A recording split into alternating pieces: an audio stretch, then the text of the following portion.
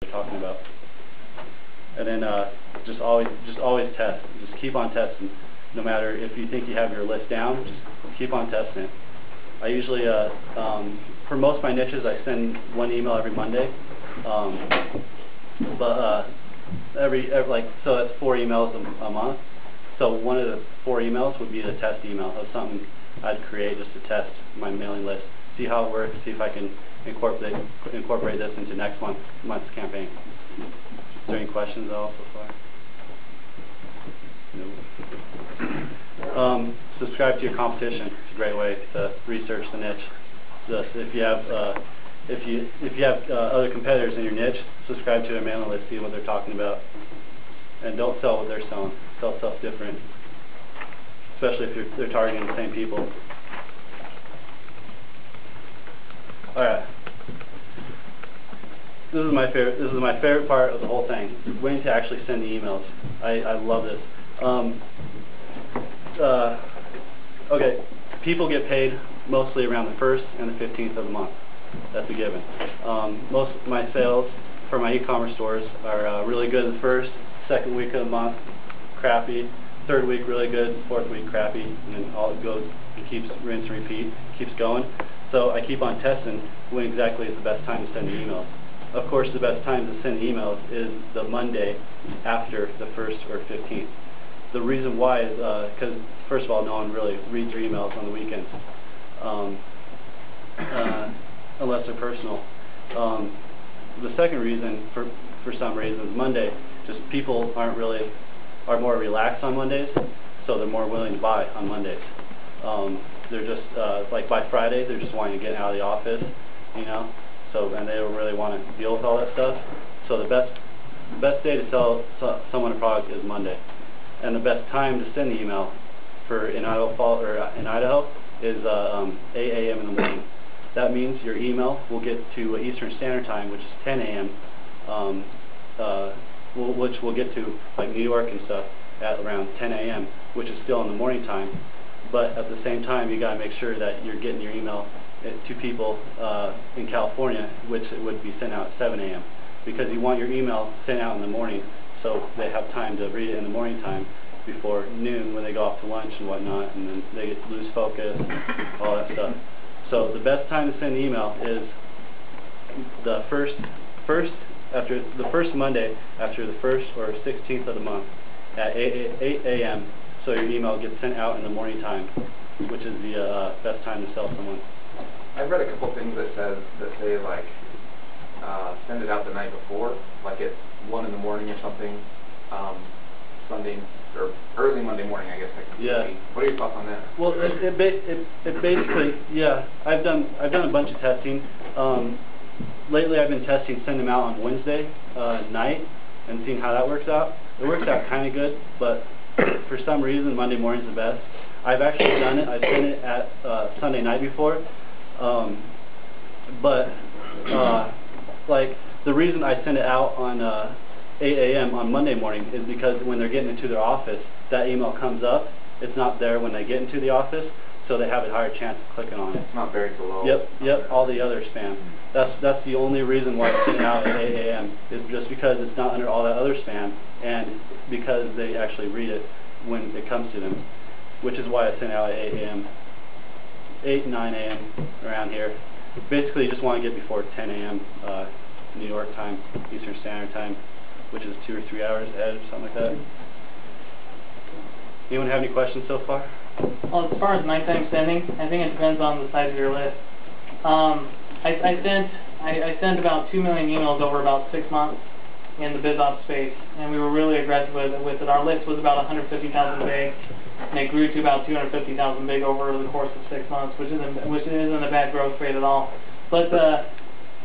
But we had to, because we had so many emails on our list, we had to start at like 11 p.m. at night, 1 a.m. in the morning, because the servers that we were on, commercial servers like StrongMail, they take several hours to send out that many emails. Right. So by 6 a.m. we knew they were all hopefully delivered. Some were going to take several more hours after that, but for the most part, StrongMail sent them out. And yeah, I mean, I think it depends on list size. Yeah. I keep on forgetting about that because I built my own system. I code PHP, so I built my own system, and I have it send so like 1 through 100 sends, 200 through 300 sends, and just boom, all send at once. But I have my own servers and such. I keep on forgetting about that though.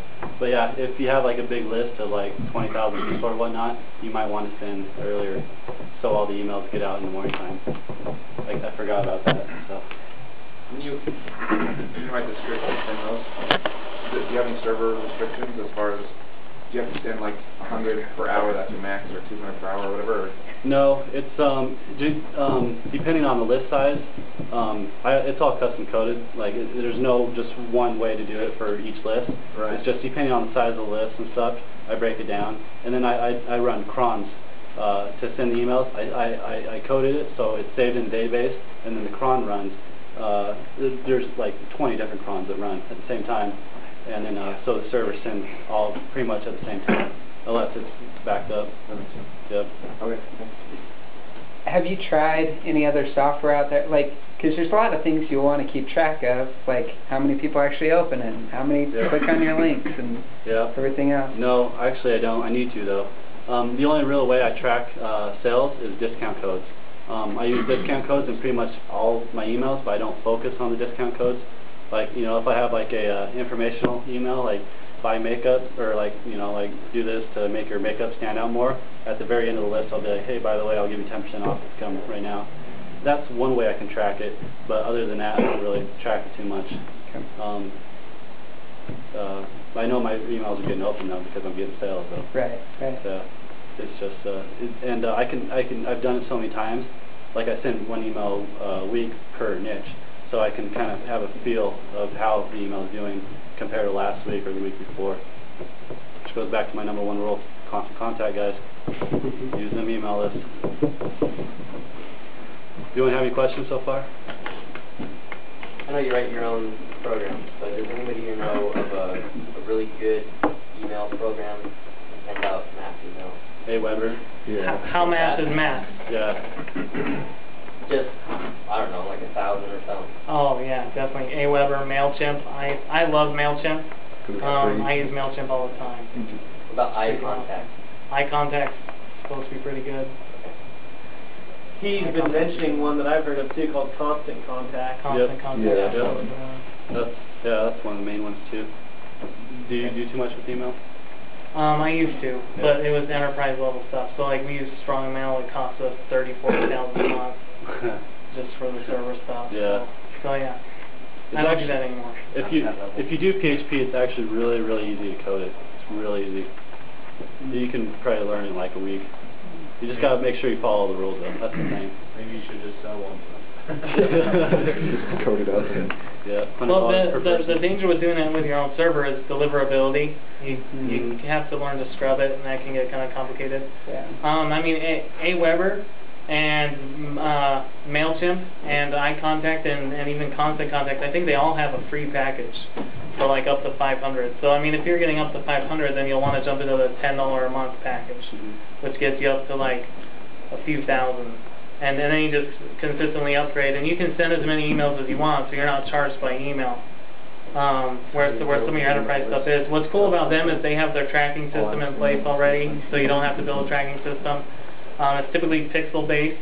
I'm actually doing this now, just a quick off track real quick, for remarketing. You can set up a campaign in Google and AdWords for remarketing. What you do is you create an audience for email, and then you can actually drop that remarketing pixel in your email, so everybody that opens it, it tags their browser that they're on, and you can actually start showing ads to them. Even though the email is informative and doesn't sell anything, you can actually start showing your ads wherever they go on the web after that, which is really nice. It's really targeted, and that's a great way to actually take advantage of email without letting the person really know, so you're taking advantage of their email.